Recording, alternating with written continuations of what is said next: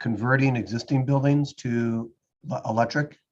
Yes, that's the big thrust as the mandate from policy level is to look at electrification of everything. Not going to be easy or cheap. UCI is served by Southern California Edison. We are, but we generate 95% of our own electricity. Oh, okay. Combined heat and power plant. Interesting. Yeah, City of Pasadena, we have a building electrification ordinance since September of last year, kind of the first in Southern California. In fact, today at the LA Basin chapter meeting, they're going to discuss building electrification. Dave Intern from Southern California Edison, he will do a presentation on that. So, yeah, I think I could catch that meeting following our meeting here. Yeah, I think today should go fairly quickly. Don't we just have the state fire marshal? Yep. Chief Anderson says so. And there's never any controversy with the state fire marshal, so move quickly. Yeah, but this is the PEME. When we're over at the building fire other, that's a lot. That's a long meeting. See how easy we are to work with here? Yeah, it's a good organization. Kevin Day, are you there? I have a question for you. Yes, Ron, how can I help? Hi, good morning, Kevin. Morning. So with day 2, do I have to invite the public to public comment for items not on the agenda? No, we've actually cleared that agenda item yesterday, so I think we can just proceed with the roll call. Beth will do roll call for day 2 for the committee members. Actually at previous CECs, we reread the phone and Zoom instructions. So we'll probably have to do that again, just so the public commenters today have those. But yeah, we've already cleared that initial agenda item yesterday, so we don't have to repeat it. Okay, so I will call the meeting to order and then turn it over to Beth to read some of the Zoom instructions. Yeah, and then she could probably do roll call right after that, and then we'll resume with the state fire marshal's proposal. Okay, sounds good.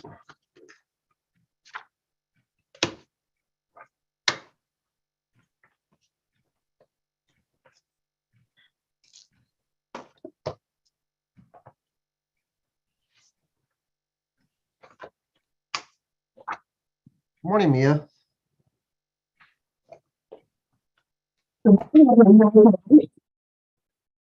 We see you're in the office today.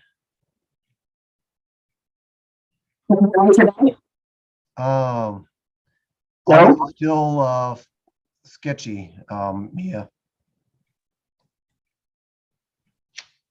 Mia, do a sound check. You're sounding real garbled.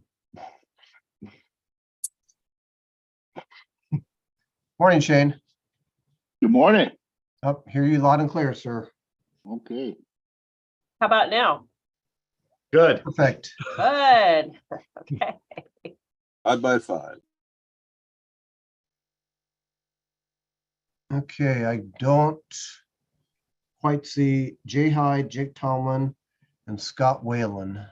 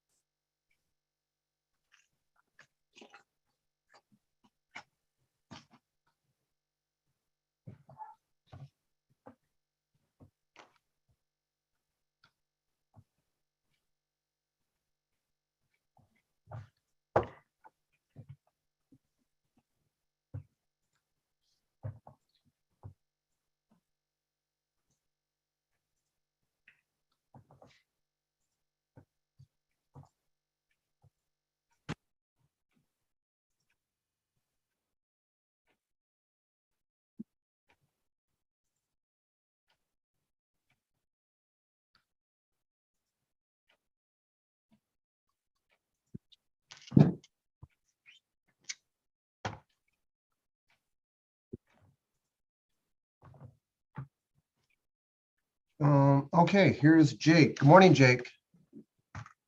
Good morning, everyone. Sorry about being late. Not late at all, sir. We can hear you fine, so all's well.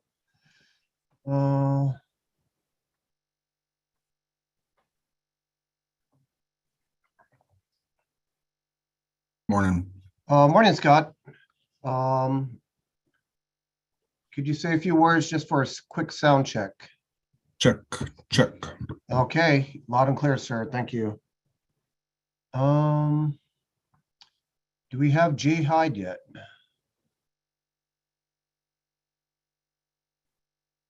Okay, how about if we wait another minute or two for Jay?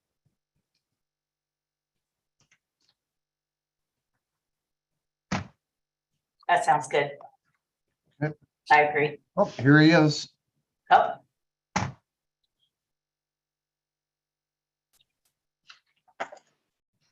Good morning, Jay. Morning, sorry. Okay, no worries. We hear you loud and clear, sir. So I think we are ready to go. Everything's set, Beth, on the technical end? Yeah. Okay, so good morning, everyone, and welcome back to day 2 of the Building Standards Commission Plumbing, Electrical, Mechanical, Energy Code Advisory Committee. Again, my name is Ron Takiguchi, chair of this PME committee, and I'm calling this meeting to order. It is now 9:01 a.m. on Thursday, March 16th, 2023. Beth Maynard of Building Standards Commission staff, could you please call the roll? sure. Ron Takaguchi, Here. Brad Wendla, Here. Michael Stone, Here. Harry Moose, Here. Jay Hyde, Present. Jake Tomlin, Here. Gail Bate, Here. Shane Peters, Presente. okay, Scott Wayland, Here. Crystal Sajewski, Here. and Fred Brockmiller Jr. Here. Okay, we have a quorum. I'd like to go over, if it's okay with you, Chair, just the Zoom instructions real quick for everybody that's on the line. Oh, yes, please do, Beth. Thank you. Okay. So if you wish to make a comment on a specific agenda item, please listen for the committee chair to ask for any comments from the public. The chair will first go through the Zoom participants that have raised their hands. Then the committee chair will take comments from the public on the Zoom phone line. At this time, please take yourself off mute. You may choose to announce your name and who you are representing before making your comment. Please mute yourself when you're done. The chair will continue through the call queue until there are no questions remaining. The committee will then proceed to the next agenda item. And if possible, please call from a landline using the telephone handset only. This enhances the committee's ability to hear your comments clearly. Calling from a speakerphone or a cell phone reduces the quality of the audio and makes it much harder for your comments to be heard clearly. So, thank you. Okay, thank you very much, Beth. And proceeding on with the agenda, and for clarification, the committee met yesterday and went through and concluded agenda items 1 through 10. So today we will be discussing agenda items 11 through 14, which the majority of it is the presentation by the state fire marshal. So if everyone, if there's no further questions from the committee, I think we can proceed with agenda item number 11. And that is the presentation by the Office of the State Fire Marshal and presentation of any amendments to Part 3, the California Electrical Code. So State Fire Marshal staff, please proceed. Introduce yourself and an introduction to this item. Thank you, Chair Takaguchi. Welcome and good morning. This morning, my name is Greg Anderson. I'm the Chief of Code Development and Analysis. And today we also have Crystal Sajewski, who's the Supervisor of Code Development and Analysis, who has worked diligently on these packages. So good morning, committee members. This is a very easy package. We only have one item, and that is just to correlate with the exact work that we've done in every part to bring in our requirements. Crystal, I know if you want to give a little background on the bill that drove this. Sure. So basically it was SP 65 that charged the State Fire Marshal's office with outlining what is a specified state occupied building. In doing so, we set forth and made a number of criteria, 11 to be specific, and they're listed in the State Fire Marshal's Article 89. And so committee, I will point out that this is adopted in every part.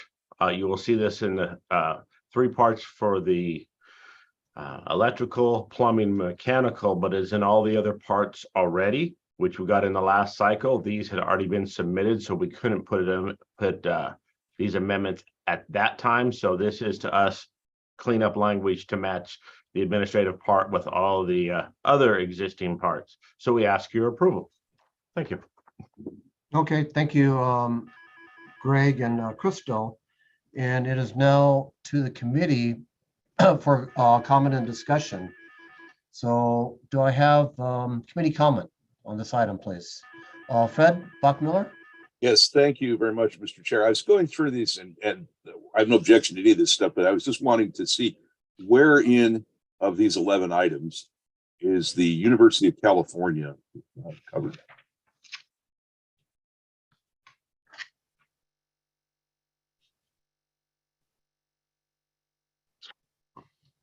Crystal. So the UC, we have an outstanding MOU with UC, and so it's implied. We had that in the original proposal and the other parts and the admin part. And during this intervening in the other CACs, we asked the committee to remove that. So in putting this into the electrical code is what we're presenting for the intervening, if that makes sense. Yes, it does. That's why I asked. So we have that MOU, and I was wanting to make sure that nothing in this made a change to that. And based on your comments, that's what I see. Thank you. Great, thank you very much, Fred. Any other comment from committee members? Okay, seeing none, I have a question on my own. And maybe I missed it in your presentation, Greg and Crystal, but this language appears in the fire code and the building code, but why not electrical? What happened? You will see that in our next proposal. Oh, okay. No. Last cycle, what happened is at that timing, we submitted at different times and the PEME was already moving forward at when this bill had passed. And so we added the language. We were able to get it to all the other parts except the plumbing, electrical, and mechanical. So we're doing it in the next cycle, which is the intervening, just to correlate the language with the other parts, which was already done. Keep Okay, it so back. it If I appears just, that, oh, I'm sorry, Crystal, go ahead. yeah, if I may add, the electrical actually is on its own cycle. I think Mike Stone knows this better than everybody else, that NFPA is very different than IATMO and ICC. So in the timing of their publication, like right now, the 2023 is available and we have to do that adoption by statute 180 days when it's published. So we do an early adoption of the electrical code prior to the regular rulemaking for Building Standards Commission. And so when we developed these regulations, it was already past that that kind of adoption period for the electrical code. So that's why it was missed. Okay, so it's only electrical that has to catch up. Yes. All the other parts of Title 24 contain this language. Yes, in Crystal. the part 5 and part 4, we have some slight changes. Okay, in which we will discuss coming up. Okay, Right. thank you very much. Committee members, any other comment, discussion? Okay, hearing none, seeing none. Let's go to public comment by Zoom. Currently, there are no hands raised and nobody on the phone. Okay, thank you very much, Beth, Barbara. So with that, back to the committee, and I'd like to entertain a motion to accept as submitted item 1 for this electrical code amendment by State Fire Marshal. Do I have a motion, please? Mr. Chair, I move for approval as submitted. Okay, motion by Brad Wunluck and a second by Gil Bate. I saw his hand. Final discussion on this item by the committee.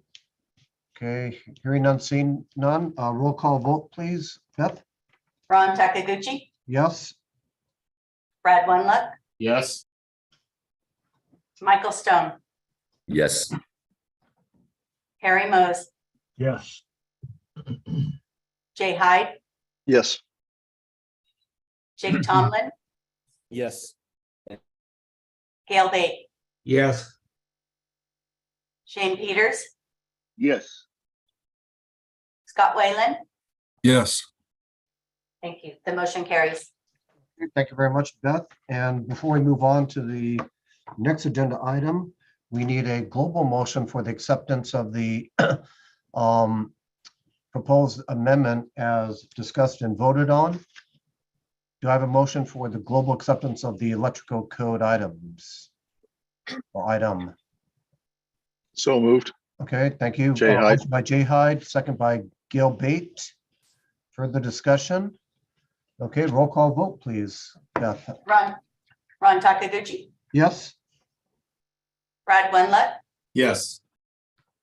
Michael Stone, Yes. Harry Mose, Yes. Jay Hyde, Yes. Jake Tomlin, Yes. Gail Bate, Yes. Shane Peters, Yes. Scott Whalen. Yes. So moved.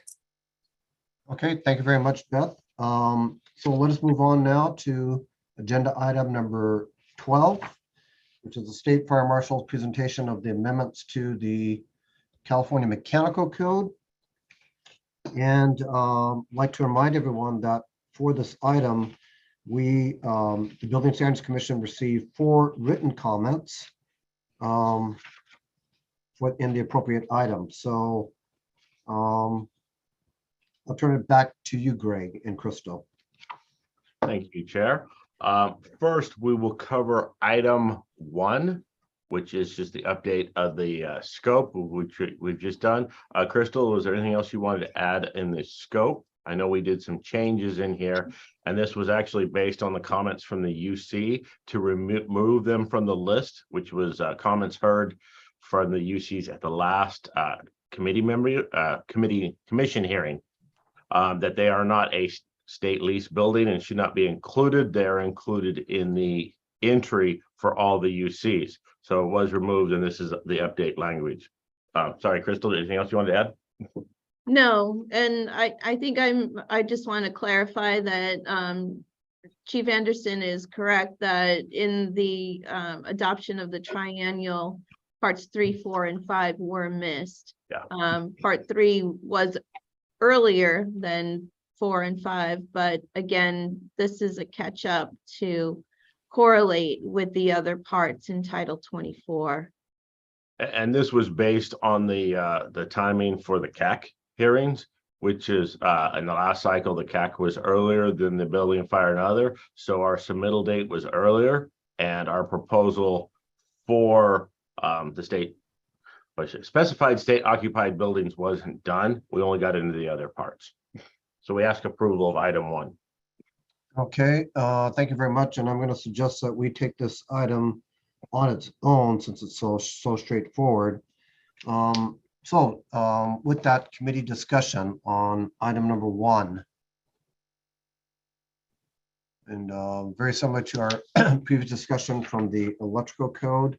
So hearing none, seeing none, let's move to public comment on item number 1. Currently, there are no hands raised and nobody on the phone. Okay, thank you, Beth, Barbara. So back to the committee, and I'd like to entertain a motion to accept as submitted item number 1 for this mechanical code amendment. Do I have a motion? So moved. Okay, motion by Scott Whalen and a second by Shane Peters. Further discussion? Okay, I think we're ready for a roll call vote. Ron Takaguchi, Yes? Brad Wendland, Yes.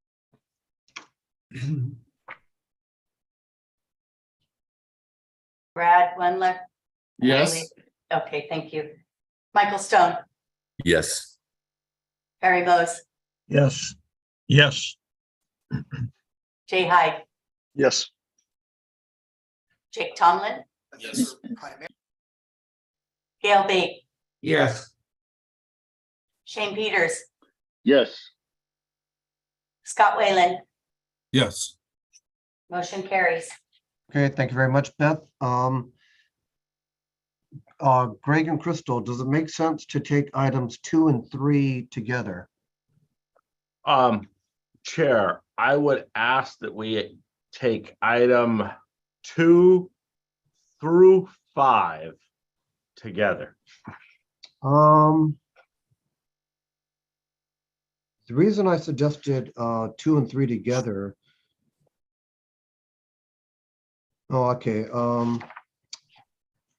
See it with item 5, but for items 2, 3, and 5, I see the banner that you are bringing in a code language in advance from the 2024 UMC. So if that makes sense, yeah, please proceed, 2, 3, 4, and 5. Okay, so committee members, what we have done, and this is driven by multiple things, is we've been looking at the adoption and approved use of A2L refrigerants in California. And we ran a very active work group a couple years ago to consider this, and we ran into some issues that are concerns. There was testing done that has addressed all those issues, and we are comfortable with moving forward the A2Ls. But by the time the testing was done, and we'd hope to have it done, but let's say the pandemic hit and slowed everything down, it wasn't. So we didn't meet the last triennial. At this time, we're looking to move forward. We have not brought the work group back together for quite a while because we've been watching to see what IAPMO is doing. And they had a proposal that was approved by their technical committee unanimously. At the next hearing, it was approved unanimously. And that is what we have in this package. And we are doing, to bring this in also, to give a little more background, this is driven by SB 1383, which is the plan to reduce the hydrofluorocarbon reduction by 30% by 2030.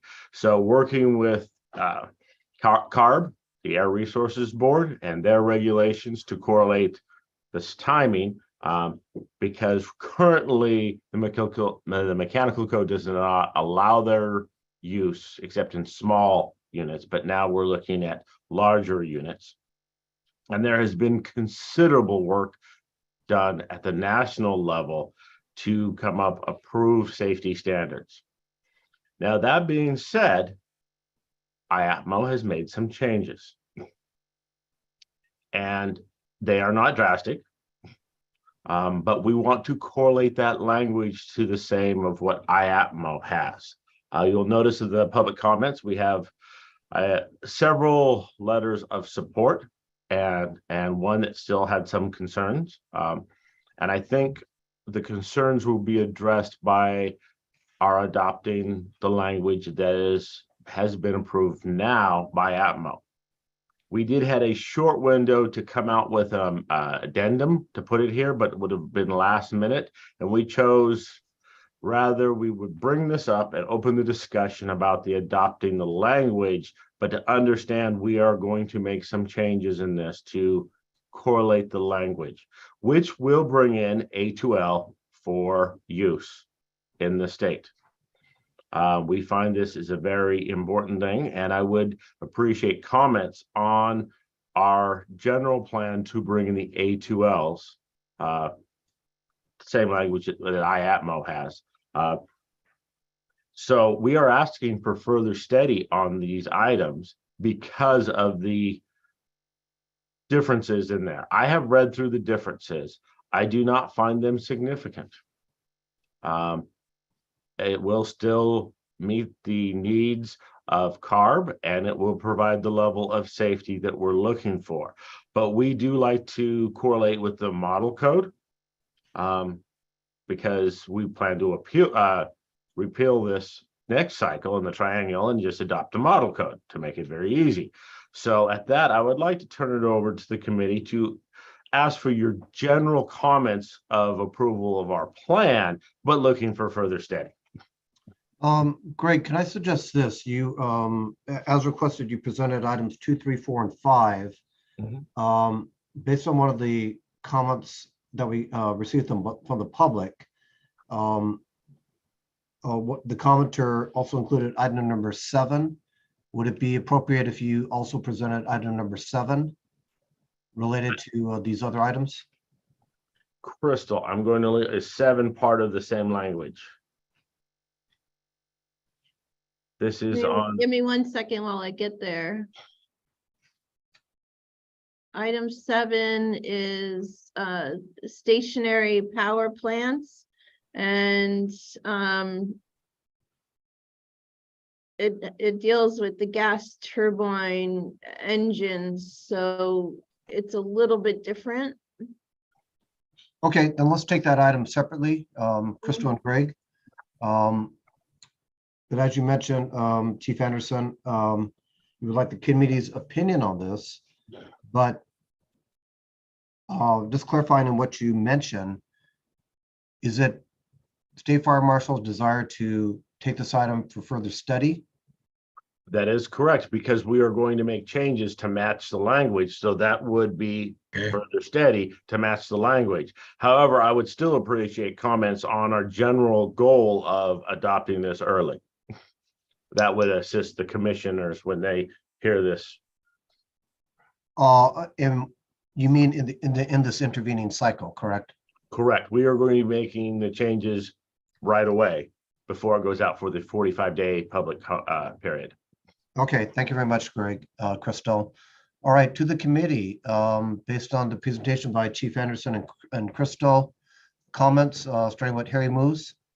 Then I'm an old guy. I'm probably the oldest guy on the panel. So, and I come from Plumas County, which is full of snow. So I just have to regurgitate this stuff. So according to what you said, if it's coming in for further study, that would take care of the CBIA and the apartment owners and so forth, their issue. And I think you guys have done an excellent job on this, because that has been a real bugaboo to do. So I think that's great, having it upfront further study. I'd go along with that.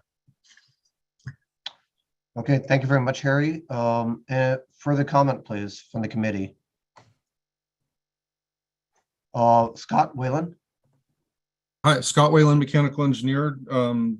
I speak in support of the actions. I think we've shown due diligence and caution, and we're showing vigor to bring in what the consortium has brought forth for their future version. I know in terms of, again, parliamentary process, the chair indicated that it's prudent for us to not get the cart in front of the horse, but this seems really important, and we passed on it last time, but and the other agencies, including CARB, are good with it. So in general terms, I speak in support. Thank you very much, Mr. Anderson.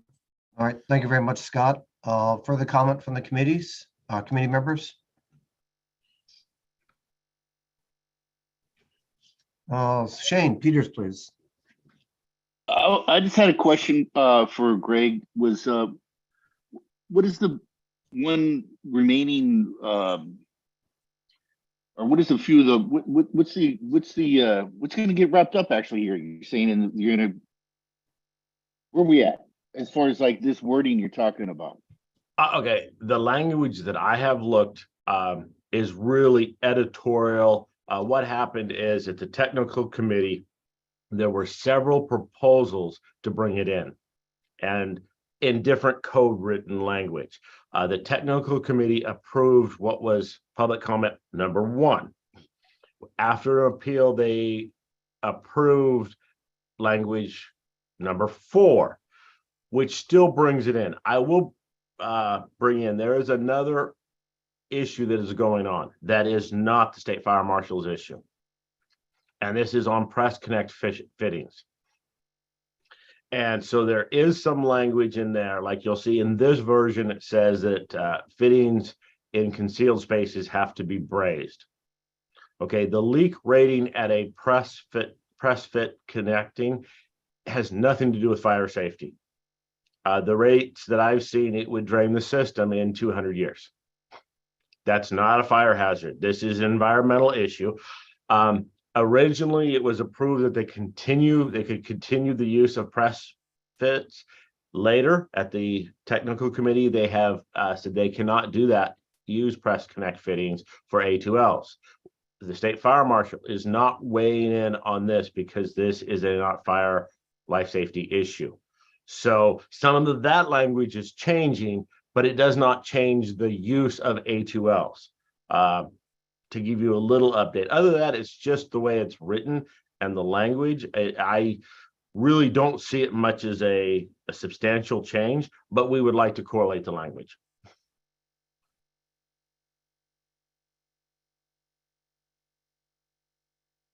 Chief, you're muted. Well, thank you Thank very you. much, Shane. Crystal, you have more to add? I just wanted to know if member Scott Whalen, did you need a section number on that, or were you able to find what Chief Anderson was discussing? It is in item 5.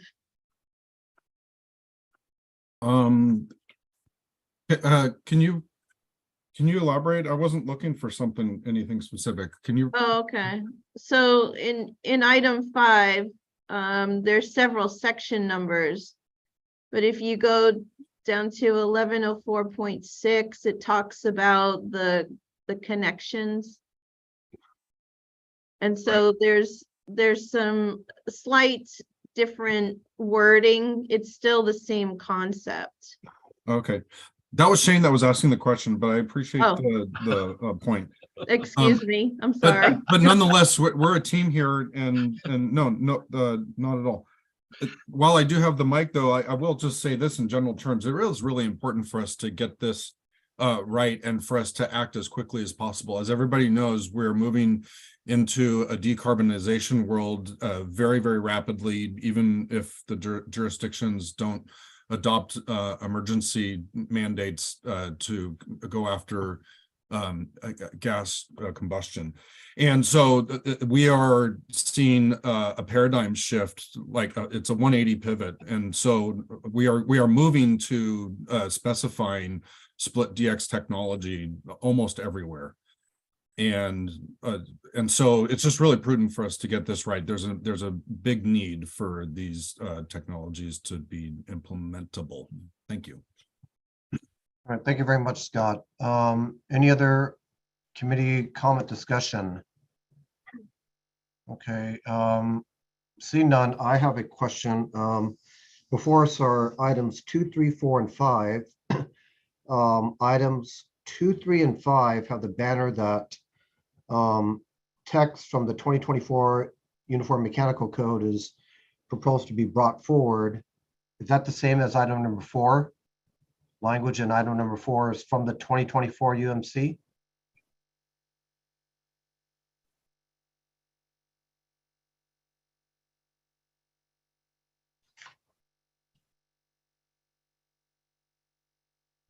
So there's item 4 has do you see 2 item 4s on yours? I have I do not. Item 4 is chapter 6, duct systems. Okay, yeah, this was in correlation with OSHPD for duct moving systems. So that got grouped in just kind of by mistake, I guess. Yeah, thank you, Chair. We would like to remove that from this motion and discuss that separately. Okay, so you would like to discuss item number 4 separately. So before us are items 2, 3, and 5, correct? Yes.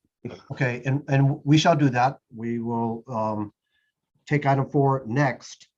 But my question for items 2, 3, and 5, which takes language from the 2024 Uniform Mechanical Code, straight transfer of language, right? Everything's verbatim from the 2024 UMC. Pretty Well, much, except for that's why we're asking for further study. In their correlating committee, there was several different public comments that needed to be melded together. And so the intent is for, in our 45-day package, to clean that up. Okay, thank you, Crystal. I do have one general question on item number 5, and that is with detection. In general, just maybe the concept, if you will entertain me, please. And for detection and alarms, are these detectors able to detect any type of refrigerant? Or the language is specific for A2L? Currently, refrigeration rooms require detection, and so it would depend on the detector, but it'd have to match with the refrigerants that's being used there. I believe many of them can handle multiple different types. The A2L is very similar to the other refrigerants. It is a heavy molecule, and without the technical expert on the detectors, I would assume that they would be the same, but it would be the diligent and responsibility of the manufacturer and the installer to make sure that it matches appropriately to the system.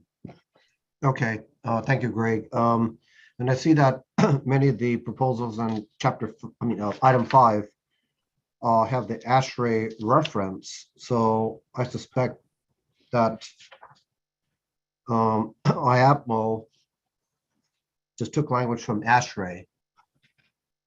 Okay, because I did want to, well, and if that is the case, then that's what it is. But just in code language on item 5-33, non-combustible construction, it has the wording of walls, floors, and ceilings shall be tight and of non-combustible construction. So always when words like that are mentioned, it's all like a performance at that point, and up to the building designer and building inspector to interpret and design, construct what is tight.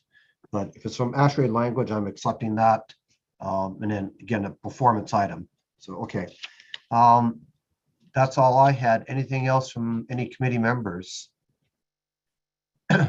Okay, seeing none, hearing none, we'll move on to public comment for items 2, 3, and 5. Any Zoom callers? Yeah, we currently have 3 hands raised at this time. And I believe Tom Enslow was first. Okay, thank you very much. Tom, welcome. Nice to see you again, sir. Yes, thank you. Tom Enslow. I'm speaking today on behalf of the Western States Council of Sheet Metal Workers and the California State Pipe Trades Council. We support the move to A2L, but we support the amendments that are currently before you. We want to thank the State Fire Marshal for going through this long stakeholder process to ensure this expansion of the approval of A2L is done safely. I mean, while it's labeled low flammable refrigerant, it is nonetheless flammable. It also creates hydrochloric acid when burned. And we feel that the current proposed amendments appropriately weigh the risks and benefits of that expansion to ensure the shift to A2L is done safely. I'm concerned about the State Fire Marshal saying that they may now change this language based on what's happened most recently at the IAPMO. And at the IAPMO level, there's this provision in here to require in concealed spaces only that any fittings be brazed. And that's because fittings like press fittings, do have a leakage rate of 0.5 to 1 gram per year, even when properly installed. And they also rely on rubber O-rings that have a melt temperature of just 250 degrees, meaning that if there's a fire, it's going to release this flammable refrigerant into the space and create a greater fire risk and that hydrochloric acid risk. So we believe that this brazing requirement in concealed spaces is smart, modest. It's similar to what we have in medical gas already, where we want to make sure there's really zero leakage and safety. My understanding is at IAPMO, it was a split vote as to whether or not to keep this brazing or not. California's always adopted codes as a kind of precautionary principle. Let's be safe. We adopt the model codes, but where we think it's prudent, we do minor amendments. In this case, we'd strongly encourage to leave in the language that in concealed spaces that you require brazing of the fittings. you can still use press fittings if it's not a concealed space under that approval. So that's our strong position, and we'd hope that the State Fire Marshal would stick with its current language. Thank you. All right. Thank you very much, Tom. Next Zoom person. Julius Polanco. Hi, it's Julius Polanco with JB Engineering, and one of my clients is Daikin US. And I also served on the IATMO Mechanical Technical Committee this last cycle, but I'm certainly not speaking for the committee or IATMO.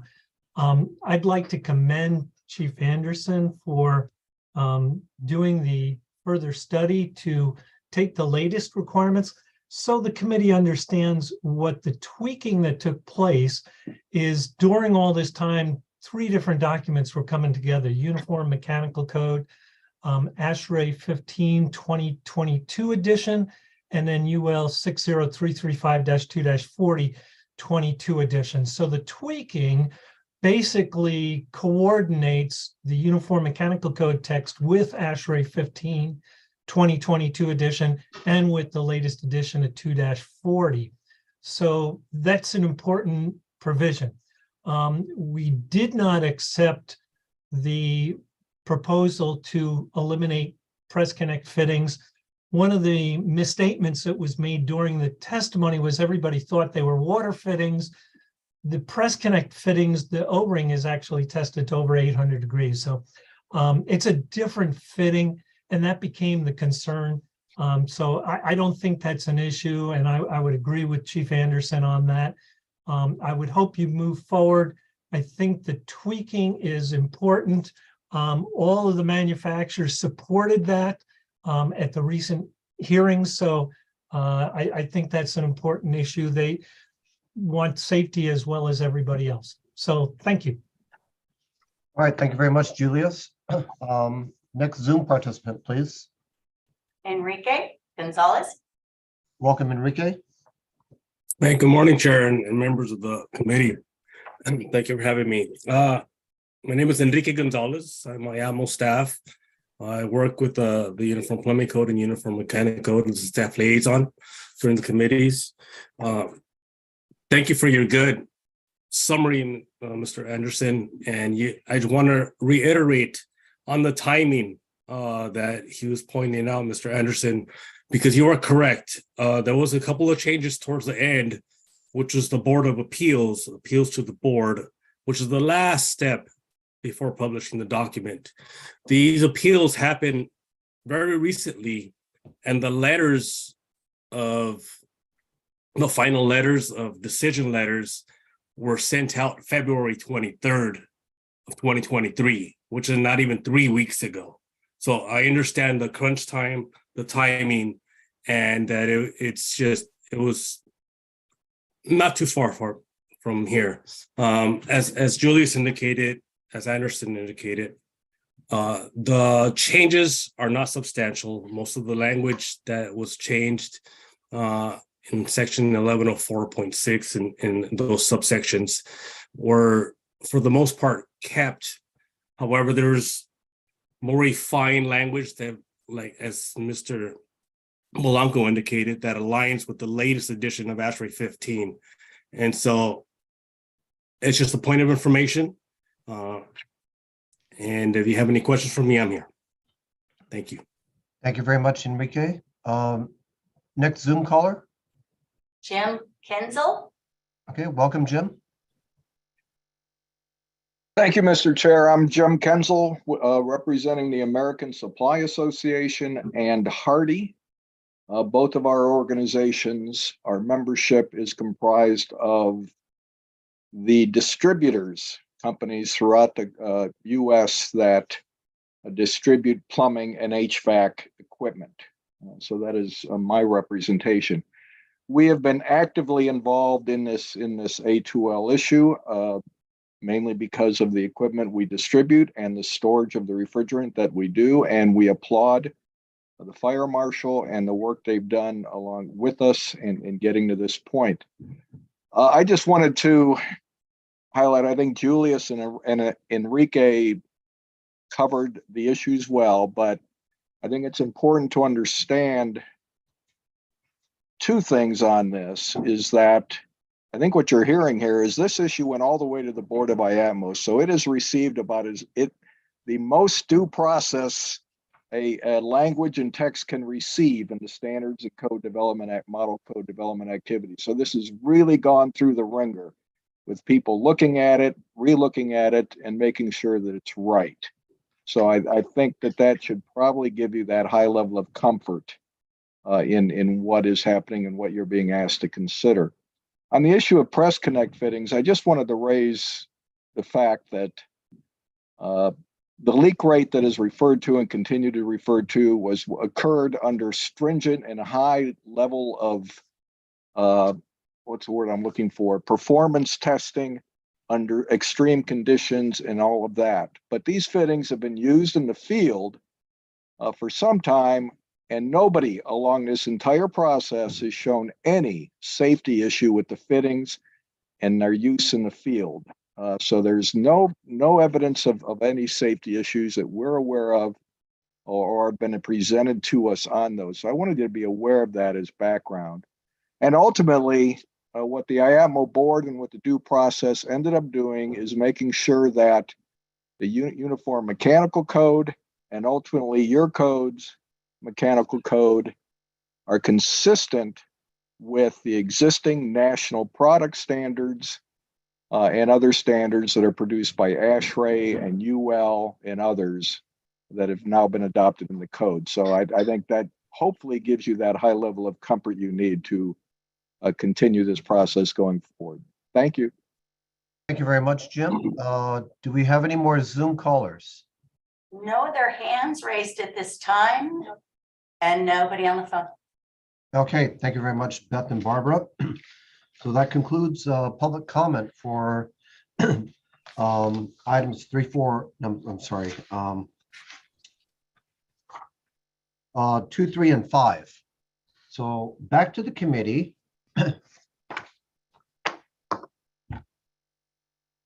And I'd like to, based on the comment received from both SFM staff and committee members, I'd like to entertain a motion for items 2, 3, and 5 for further study based on criteria 3, 4, 5, and 7.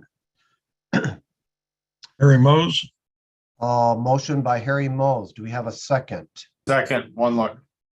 Second by Brad One-Luck. Further committee discussion on this. Again, further study, criteria 3, 4, 5, and 7. Okay, hearing none, seeing none, we are ready for a vote. Again, before us, further study. Excuse me, Ron Takaguchi, Yes, for further study. Brad One-Luck, Yes. Michael Stone, Yes. Harry Mose, Yes. Jay Hyde, Yes. Pre-application meetings. Jake We Tomlin. want to have those. We want. There was a yes in there, I believe. Gail B, Yes. Shane Peters, Yes. you, Scott Whalen. Yes. The motion carries. Okay, thank you very much, Beth. And for the next item, item number 4, perhaps let's take that by itself. Item 4, Chapter 6, duct systems. Okay, Greg and Crystal, back to you. Thank you, Chair. Crystal, I will turn this over to you since you worked with Oshpod on this one.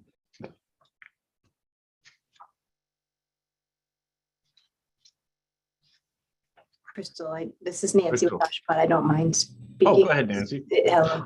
I don't, Okay. if you want, or if you want to take it, up to you. Sure, I'll just kick it off. So Crystal Sujeski, State Fire Marshal's Office, worked with Oshpod, HCI, Nancy Timmons, Chief Officer of Life Safety for Oshpod. And I'll turn it over to Nancy. You're welcome, Nancy. Thank you. Thank you. Thank you, everyone, for hearing this and for having me here. So I'm Nancy, as Crystal mentioned, I'm Nancy Timmons, the Chief Fire and Life Safety Officer with OSHPD, and I stick with OSHPD. I didn't catch on to the HCI for too long, so thank you again for hearing us out. So item 4, I think 1, 2, and 3 would be good to put together because they're all related, and if one doesn't go, then the others might not make sense. So starting with item 4.1, I would say if that's acceptable. Item 4.1, the language that was added to it which is the language saying that the detection is downstream of the fan and the filters. That was just added to clarify when it's a supply system versus return. So supply exhaust versus return, where that detection is supposed to go when it's supply. So that was just added to clarify that. The language that was struck through is actually moved to 4.2. So it's not removed. It's just moved to 4.2 so that the exceptions that follow 6091 aren't, it doesn't seem appropriate to have that language in the body of 6091 because the exceptions shouldn't apply to that language. So item 4.2 is just that language that's struck through in item 4.1 with added language that's specific for high-rise buildings and then the healthcare facilities that I call them high-rise hospitals, but the 75 feet above lowest level of building access.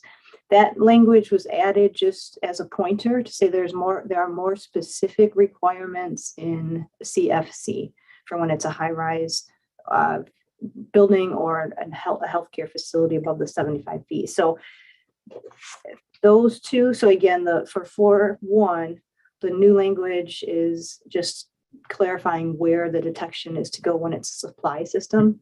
The struck through in the charging section is moved to 4.2 with a new numbering 609.1.1 with added language for the high rises. And then exception number 1 is struck through and a new exception number 1 is added.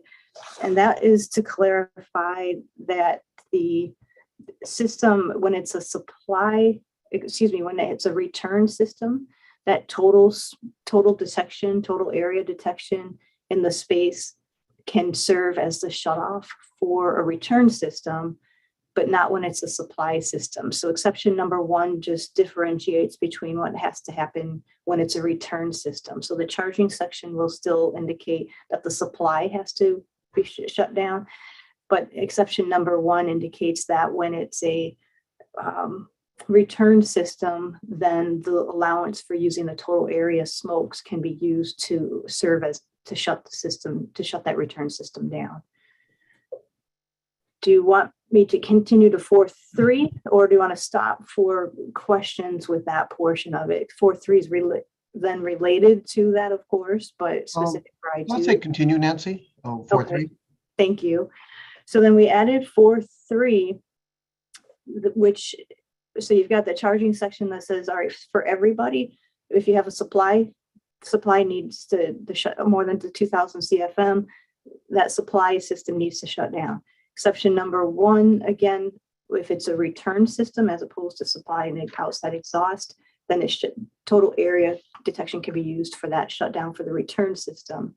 And then for 4.3, for I2 specific, it's if we have that, basically what it ends up with is that return. If there's a return system in the I2, they don't get to use that exception number 1. They'll still have to shut down with detection on a return system the same as they would the supply system. And that is multiple reasons, but 1, for the supply for everybody, having to shut down for the supply is we're bringing smoke into that building and circulating it, from the outside or from mishaps with the equipment. And in an I2, obviously we don't want that anywhere, but we don't want that in an I2 either, where you're just defending in place and it takes longer to relocate.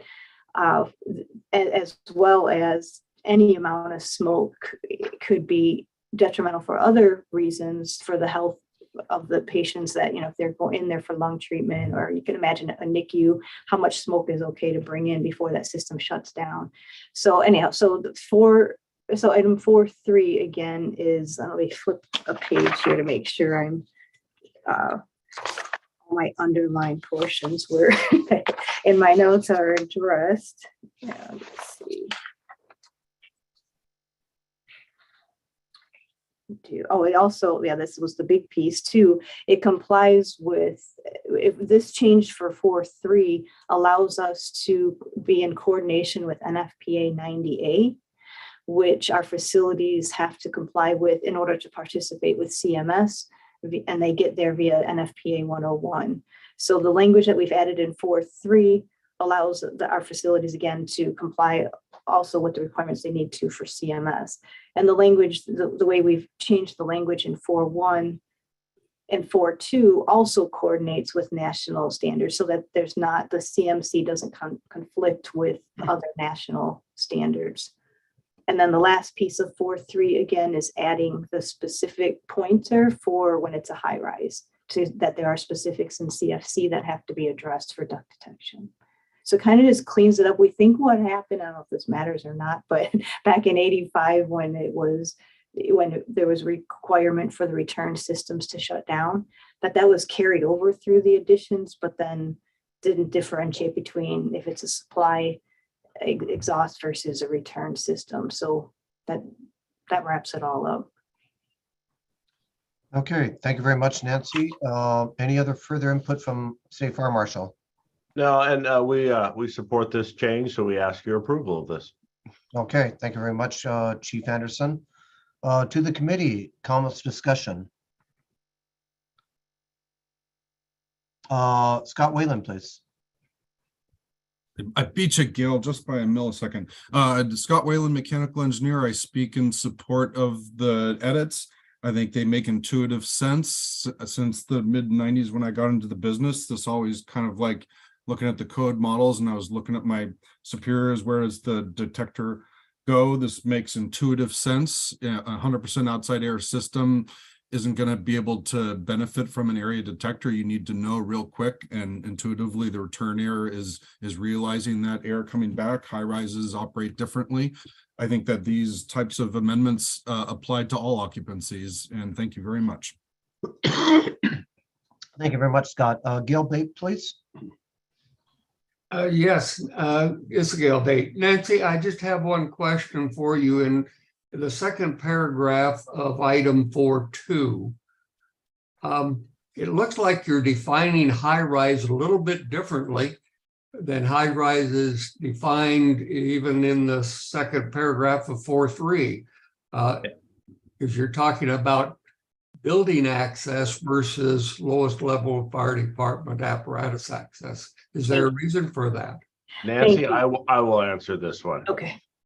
Yes, there is a long history of this, and this is based on law, because a high rise is defined in law as 75 occupied floor, 75 feet above building access. But when hospitals are excluded from that, hospitals will never be a high rise. When this was put in, high rises were put to the model code language of fire department access. A few years ago, I went to correlate that language to make it the same. I found that wasn't going to happen because it could affect hundreds or if not thousands of hospitals in the state, and it was a big uprise. So there is a difference, and it may be maintained that way. Thank you. I was aware of that, but I just wanted to make sure that everybody understood why we have the differences within these two proposals in talking about what a high rise is. Thank you for that, both Gail and Greg. Okay, thank you very much, Chief Anderson. Scott, Gail, just want to make sure your hands are still up. Any further comment? No, okay. Any other committee members comment? Just have a clarifying question for item 4-3. where it talks about the automatic shut off by interrupting the power source of the air moving equipment. And I'm assuming that that is the fan essentially.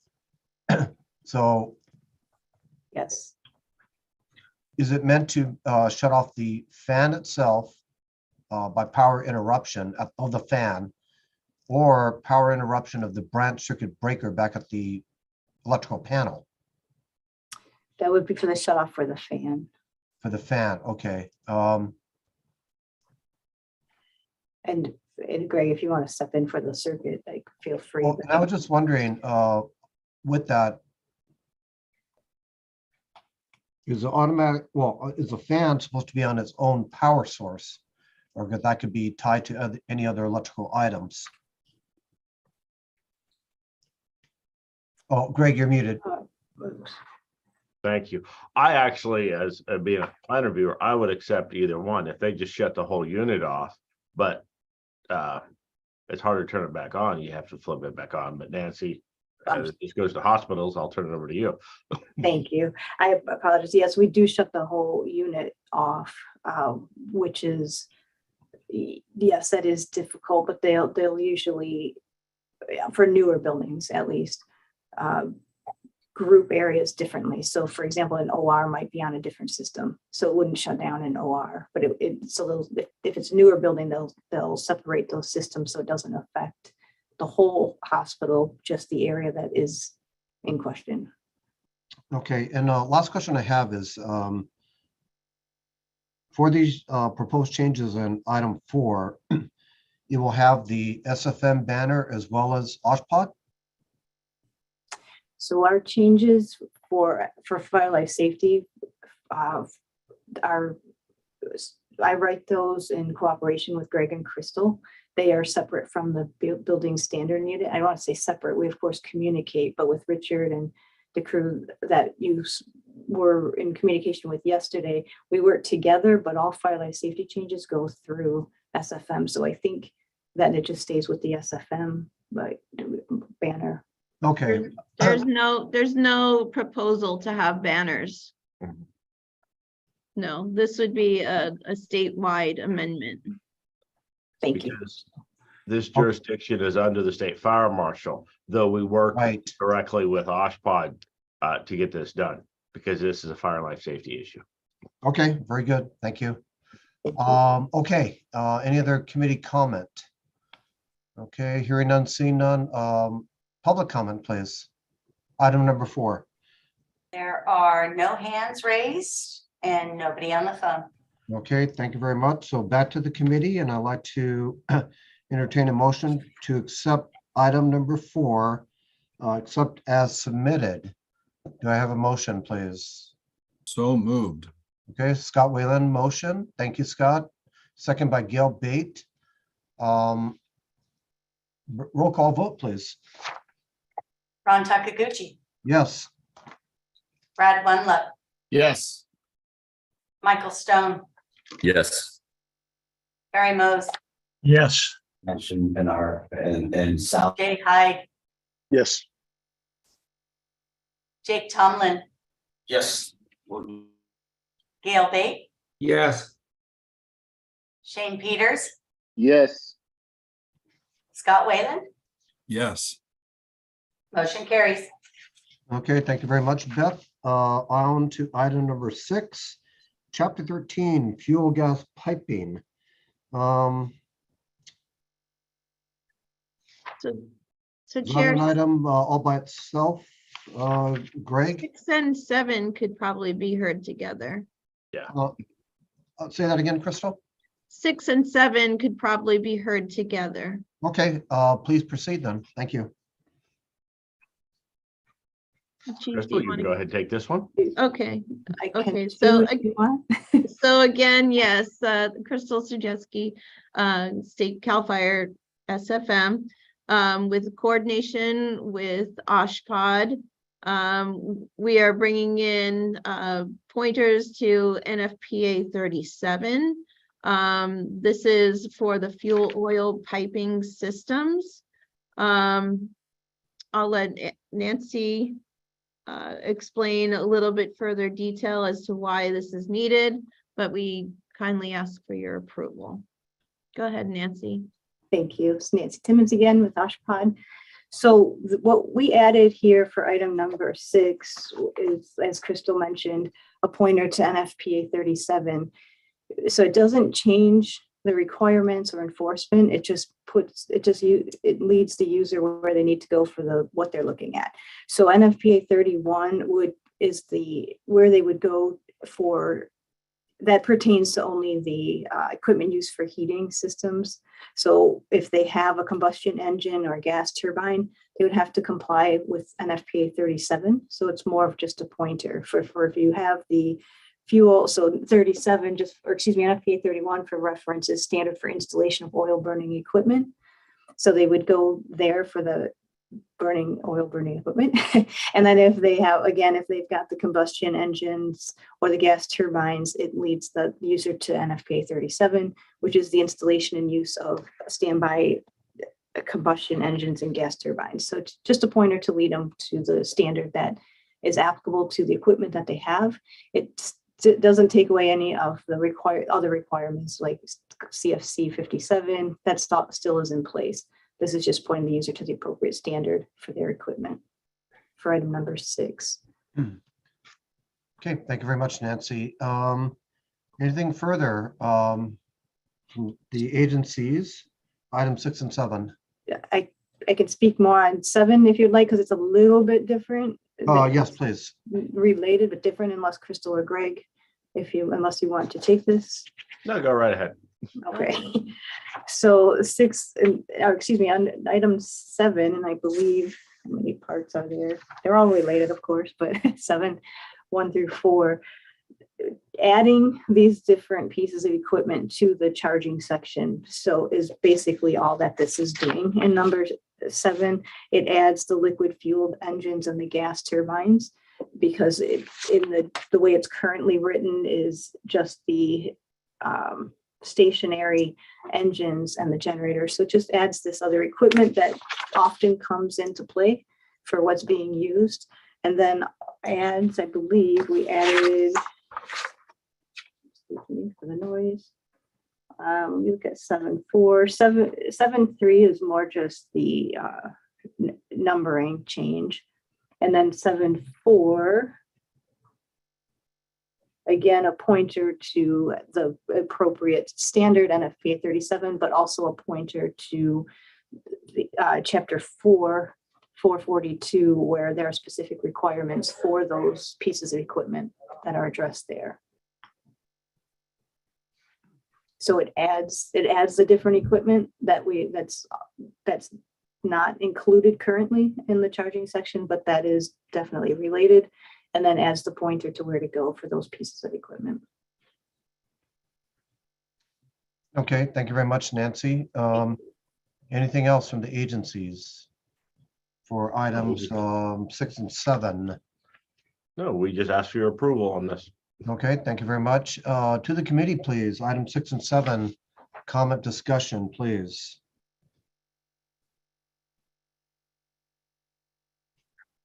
Okay, hearing none, seeing none at the moment. I do have a question.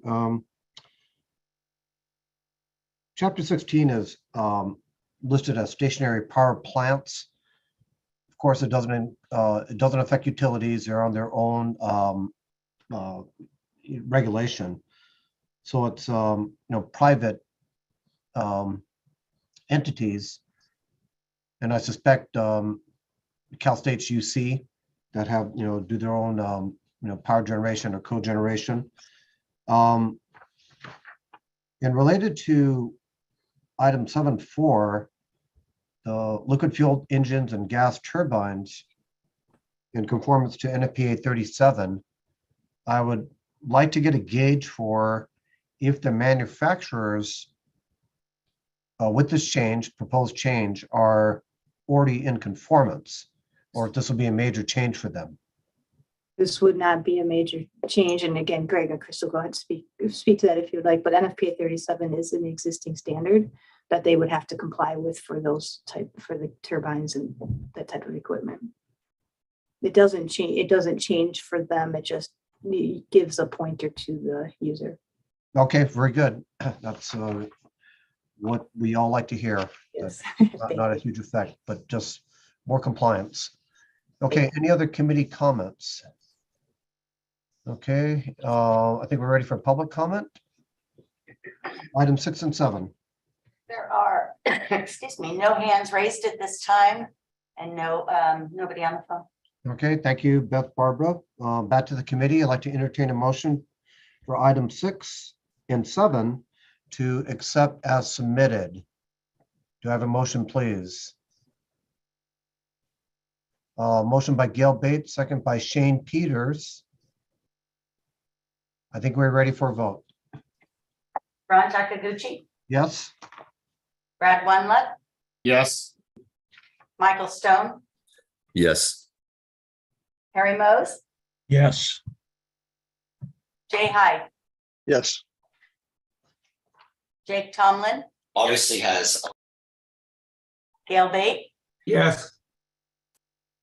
Shane Peters, Yes. Scott Whalen. Yes. Motion carries. Thank you very much, Beth. To our last item for the mechanical code, item number 8, reference standards.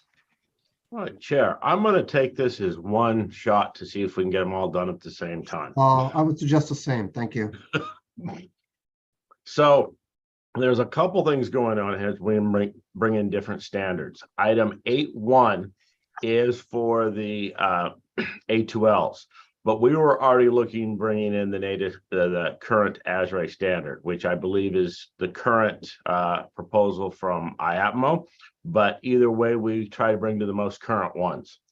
The same with A2, bringing in the most current additions. And this is important to the heat pumps as we look forward to assist things. So there's a lot of things we really did need in the newest edition. So that is intentional to bring the newer ones. Item 8.3 is the NFPA 37, which is from working with HCI or OSHPD. Now that we're pointing to it, we need to put in the addition. Going down to item 8.4, we realized that our aircraft hangar had a really old edition, so we're just updating it to the newer one. Item 8.5 is also for the 8.5 and 8.6 are both the UL standards for the A2L refrigerants, bringing to the newer editions. So we ask for your approval of these as we move to the current editions. Okay, thank you very much, Greg. To the committee, comment discussion on item number 8, chapter 17, reference standards. Harry, comment? No. Oh, okay, thank you. Okay, seeing no hands raised from the committee. Public comment, item number 8. There are no hands raised at this time and nobody on the phone. I would like to go on the record. Chair, you did talk about the 4 public comments that we received, and Tom Enslow was able to reiterate the comments he sent. And you did talk about CBIA and their industry, the comments that they'd left for further study, but there was an additional comment from, and you guys all have these in your books, but from AHRI, the Air Conditioning, Heating and Refrigeration Institute, generally in support of all these modifications.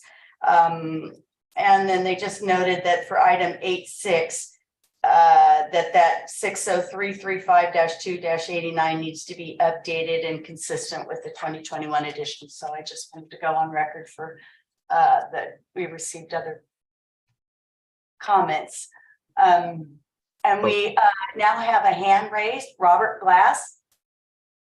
Okay, Robert, welcome. Yeah, so Robert Glass with Daikin Comfort Technologies. Just a couple of, or a question in an editorial. In item 8.6, there's, I think, an error.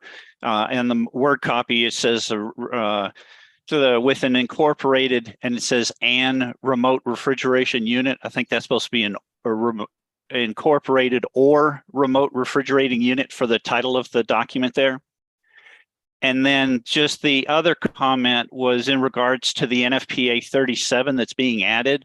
I believe the current edition is the 2021 edition. And so was just wondering if adding that to the standard, or I guess it's just showing the update on the application. And so I was just wondering if updating that to the 2021 edition would not be appropriate at the same time. So those were the two general comments I had. Thank you. Okay, thank you very much, Robert. And I think pretty much editorial, your comment, so the agency could look into that. We And will. Beth, thank you very much for bringing up the written public comment. Very important to get that on record, so thank you very much. So where are we? Back to the, phone calls?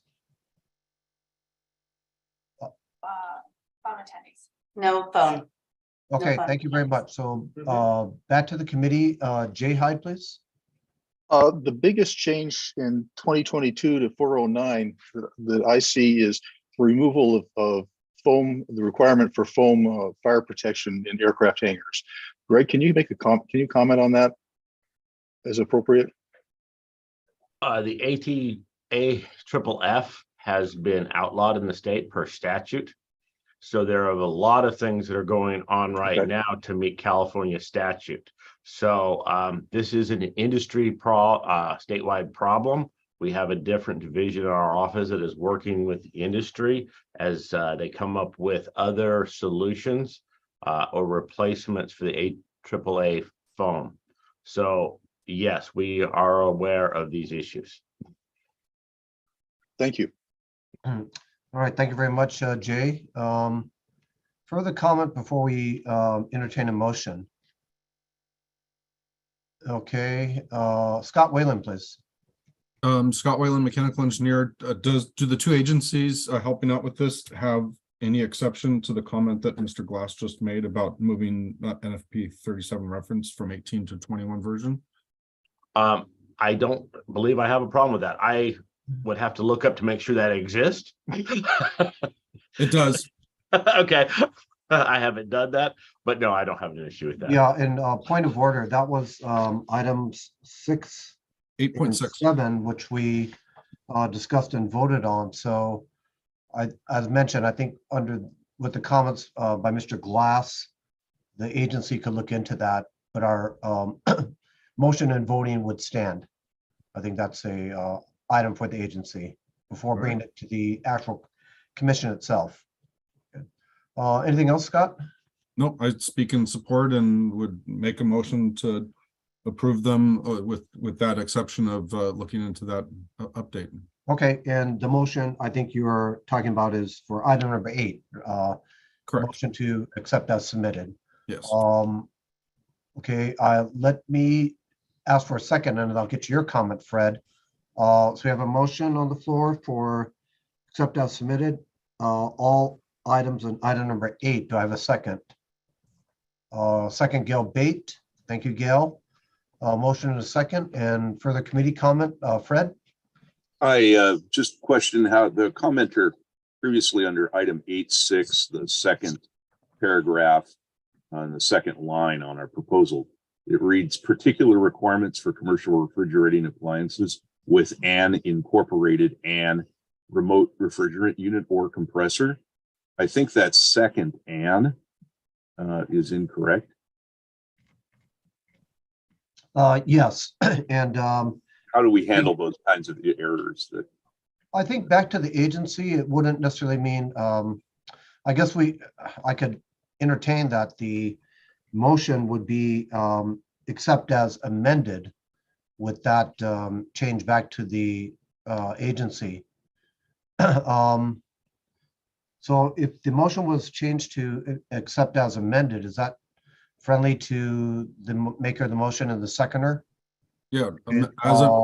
Okay, thank you very much. So further committee comment for item number 8, accept as amended with that minor look at item 8.6.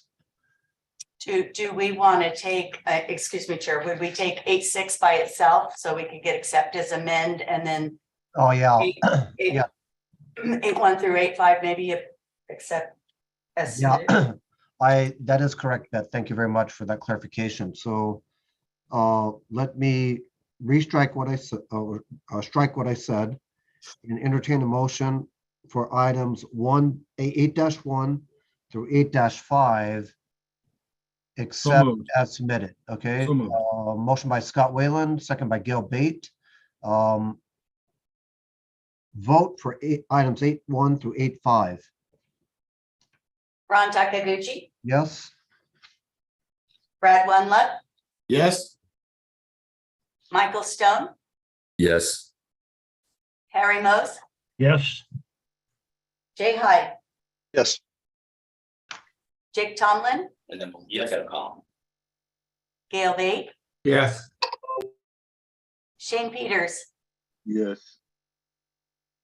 Scott Whalen, Yes. motion carries. Okay, thank you very much, Beth. So now let me entertain a motion to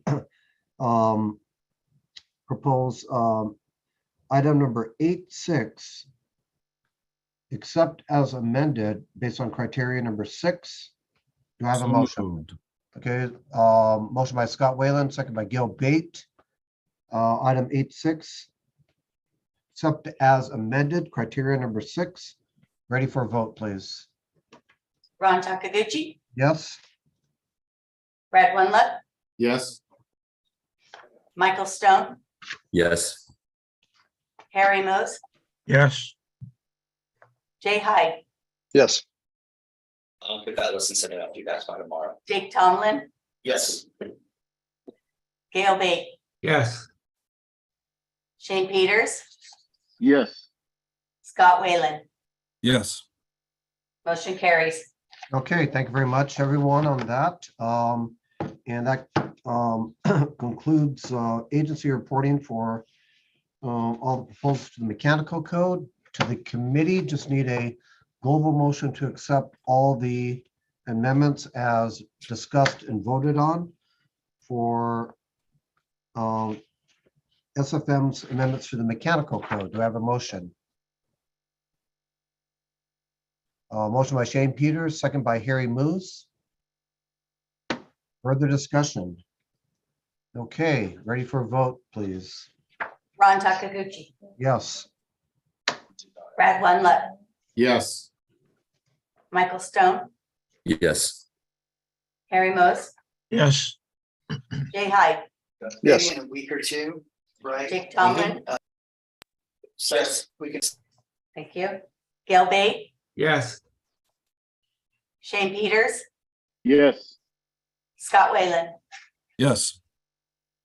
motion carries. Thank you. Okay, thank you very much. So on to agenda item number 13, SFM's proposed amendments to the plumbing code. Just a few items here, 3 items. And Chair, I request to do them all at the same time. Okay, take it away, Greg. Thank you, committee and chair. Item 1 is the same change we've done for the specified state occupied buildings.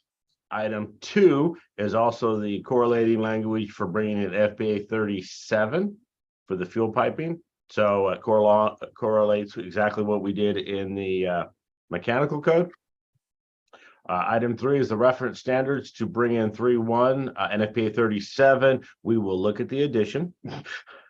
It would be the same as what we did in the mechanical code and the updating the aircraft hangars.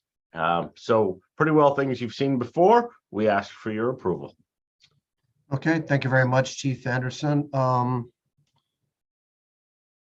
Just to clarify, since items number 2 and 3 reference NFPA 37, are both of those items for you to look into regarding the addition? The addition, we will look into that. It'll be the same Okay. as what we did in the mechanical code.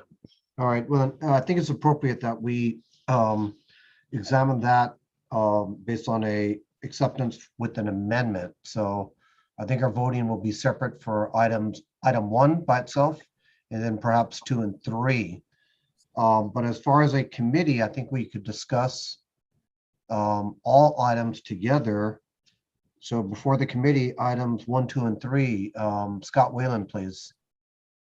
Thank you, Ron. Scott Whalen, mechanical engineer. To your point, Mr. Chair, while we are referencing NFPA 37 in item 2 and 3, in item 2, we're not tagging the year version. In item 3, we are specifically saying we're adopting 2018. So I don't know how that changed, whether we want to vote on those separately. I do speak in favor, like I did yesterday, of the concept of tagging the years, because while I was specifically saying that about ASHRAE, I think it perhaps makes a difference here too. So that's all. Okay, thank you very much, Scott. Under advisement to the agency. Further comments on items 1, 2, and 3?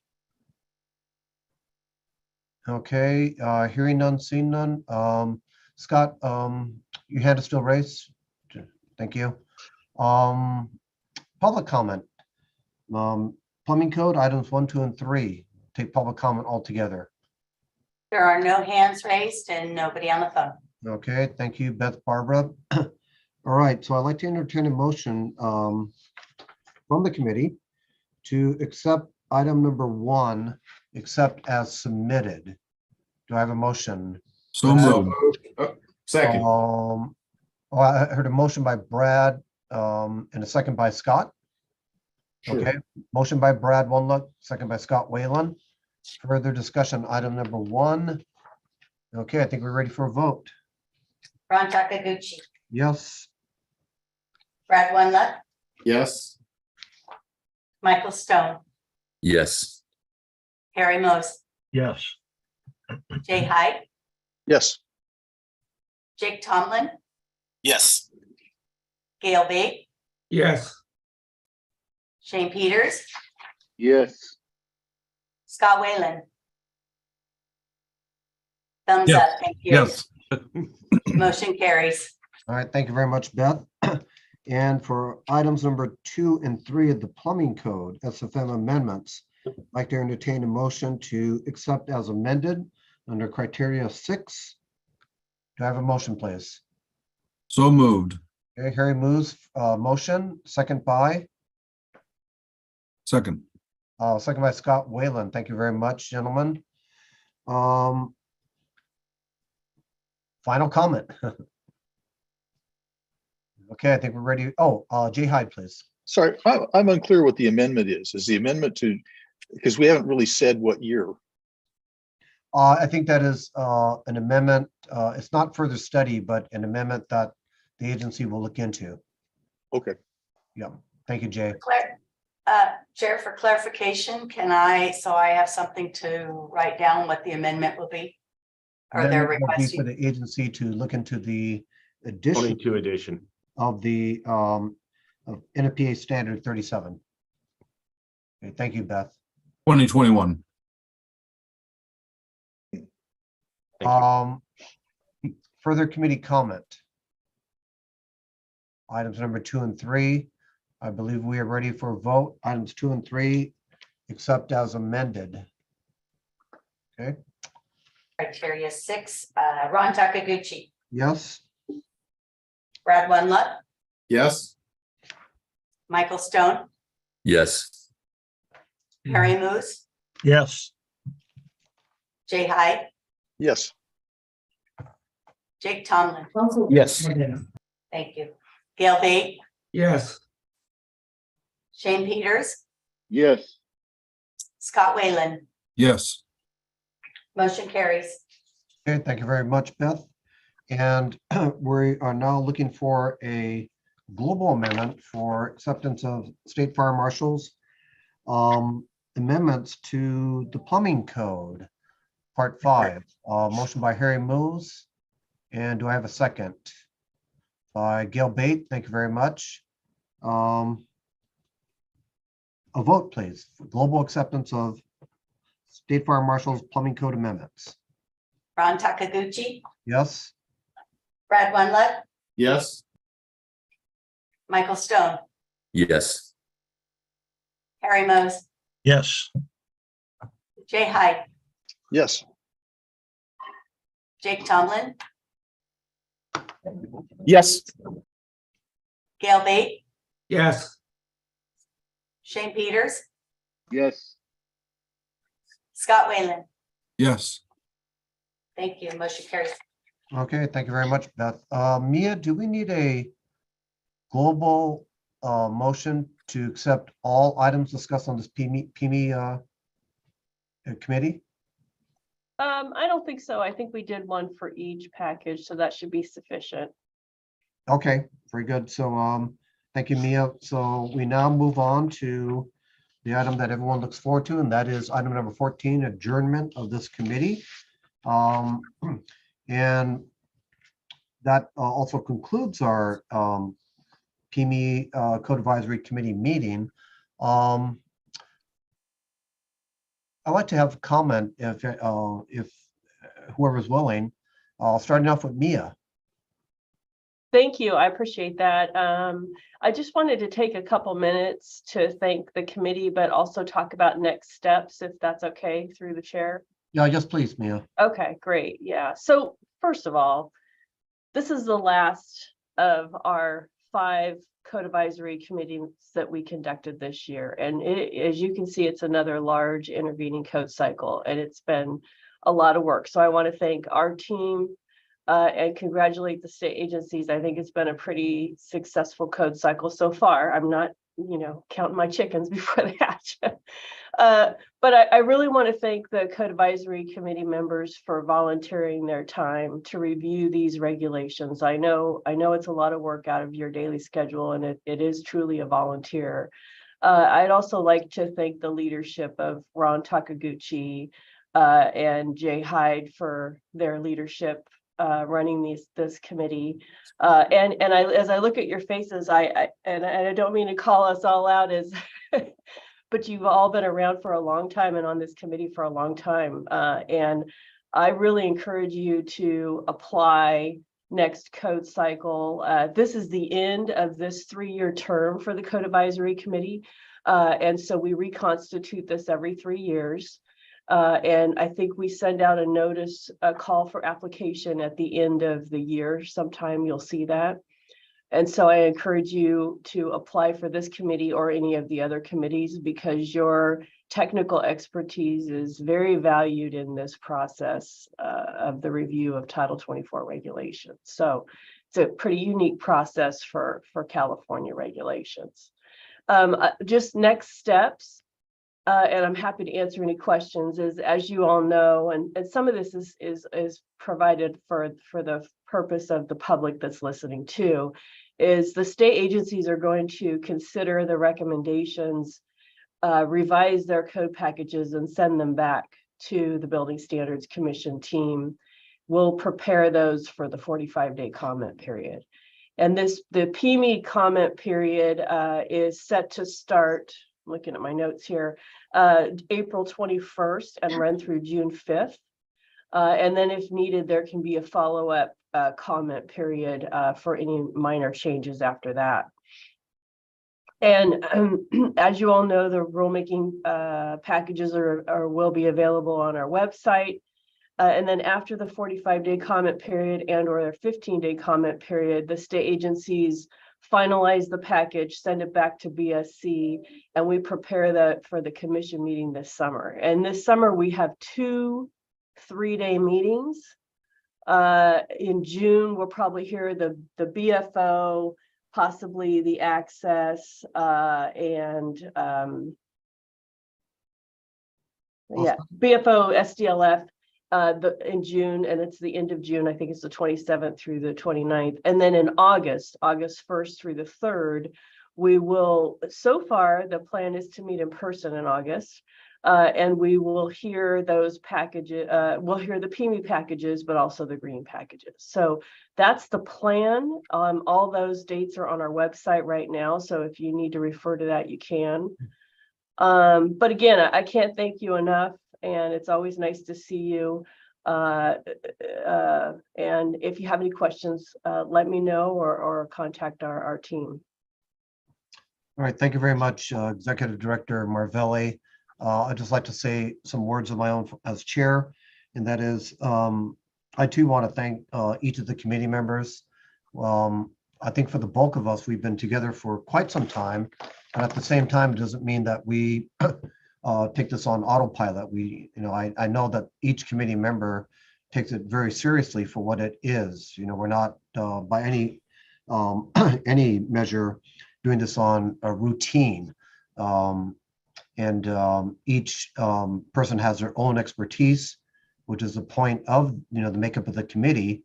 And I highly value that expertise and input that all of you have. And I have to say, I like our committee. I mean, some of you I don't see other than when we meet here. Others have the pleasure of meeting and talking to throughout the year. But I think our collaboration and our energies here make for a very good committee. And I'd like to also thank Mia and her staff. It's a tremendous amount of work to put together any package, code advisory committee, commission packages, and a lot of that is behind the scenes, and it comes out in typically pristine fashion when it hits a public record. So Mia, much kudos to you and your staff. And I'd like to thank each of the state agencies for their hard work as well. Again, what we do is important work.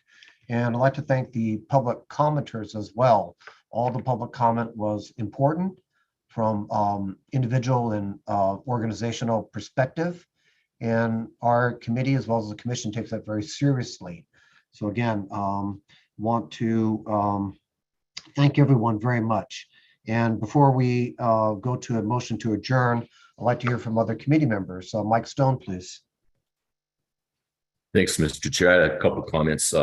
First off, I really enjoy being on this code advisory committee. This is my third term on here, and it's I'll say it's fun, and I enjoy the interactions with my fellow members and the staff. And working for NEMA, I cover the 11 Western states, so I do code adoption in all the 11 Western states, and I get down into the weeds with all the different ways they do it. I think that California really has the best process, and it's put together a really good way, and it makes it really easy to follow when we have the different documents. We have the CAMs and the initial express terms, and the ISOR. That makes it really easy to follow and understand what's going on. So I kudos to all the state agencies for the work they put into that. And my other comment, I'll be brief. But I really have some concerns about the adoption of the National Electrical Code. It's the 2026 edition is under, it's in process right now, and it's actually going to get published probably 4 or 5 months before California even goes to the 2023 NEC, and that we're behind the curve in some ways. And I just made a couple notes so I won't forget anything. But the way we generate, transmit, and use electricity is just fundamentally changing, and the code addresses a lot of that. And Ron, you mentioned that Pasadena is considering a electrification ordinance, and Fred, you said that UC Irvine is in process right now of really looking at electrification in a big way, and that's also a new provision in part 6 this time, as well as energy storage system ready provisions are in part 6 this code cycle. And of course, we worked in Calgreen with EV infrastructure, and those are increased loads in buildings. So you have load management, you have energy management, you have alternative energy and renewables, and of course you have life safety issues, especially for electrical workers, electricians themselves. And there's one of the things we saw with OSPOD's Part 3 proposal here was some lower costs in the future codes. So we didn't pass those, but a lot of times, a lot of these provisions really do include lower costs and better ways to do things. So, and new technology, I could go on and on, but I won't. But I just wanted to express, I really wish there was some way we could address that, not being so far behind. But out of all the codes, I think the NEC is arguably the one that has the most changes that are that are due to all the stuff I just mentioned. So anyway, I just wanted to express that, and I don't know if anybody has so many great ideas how we could do that, but I just wanted to express that. Thanks. And I really enjoyed this code cycle. Thank you. Thank you, Mike. And just a quick comment. I know the skipping, so to speak, of National Electrical Code additions has been discussed for decades. And maybe I'll just say this, Mia, if that is a consideration or is legally allowed by California, and if you need a working group, I think you have experts on this call that would be happy to explore maybe skipping an edition of the National Electrical Code. And as Mike said, moving on to the 2026.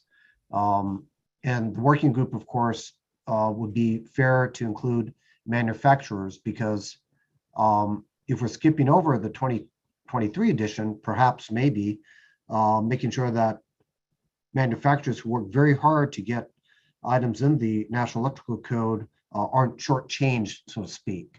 But let us know how you could use Code Advisory Committee members as well as other experts to help in that maybe decision of perhaps skipping a code cycle for the electrical code. Okay. Any other committee comments? Scott Whalen, please. I have some thank you closing remarks to say, but just in regards to the topic at hand, I love serving on this, and if I was on the committee in the next cycle, I think I would speak.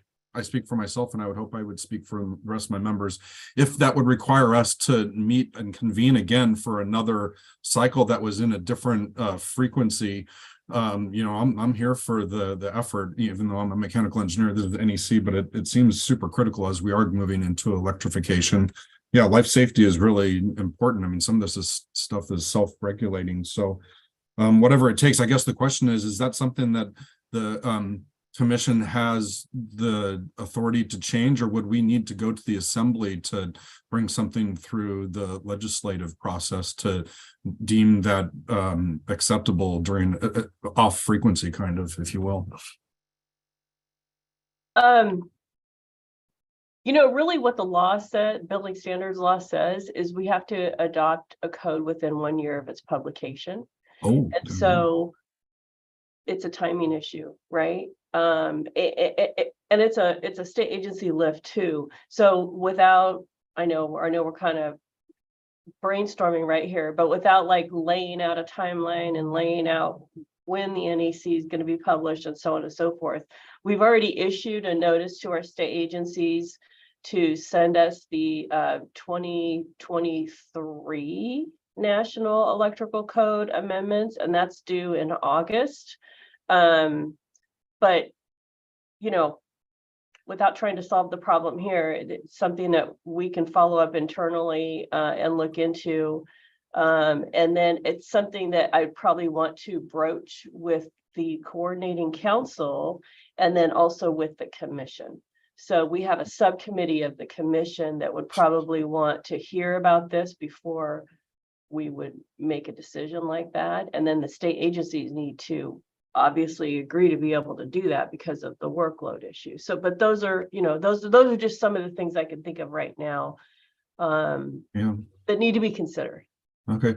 Well, thank you, Director Marvelli and Chair and all the staff. This advise and consent capacity is a pleasure and an honor. I love serving ASHRAE and the state, and it'd be an honor to do it again. I really appreciate the effort that everybody does at the agencies and the commission to prepare the documentation for us. And so thank you. It's an honor. Absolutely, Scott. Thank you very much for the comments. Mia, just very quickly, if that subject is explored again about skipping a National Electrical Code edition and going through the coordinating council, just as a note, and as you know, the California building officials, we do participate with the coordinating council very closely. In fact, Brad Wunluck, our fellow member here, he's a current CABO president. So you have all the bodies and minds in the room right here. So certainly if this will be explored, we'd like to be a part of that. Okay, further committee comment, please. Okay, seeing none, hearing, oh, okay, Jay Hyde, please. Just, I want to thank everybody. This has been an absolute pleasure being involved with this committee and learning all the things that I learned and working with everybody. So thank you. Okay, thank you very much, Jay. Committee comment, anyone else?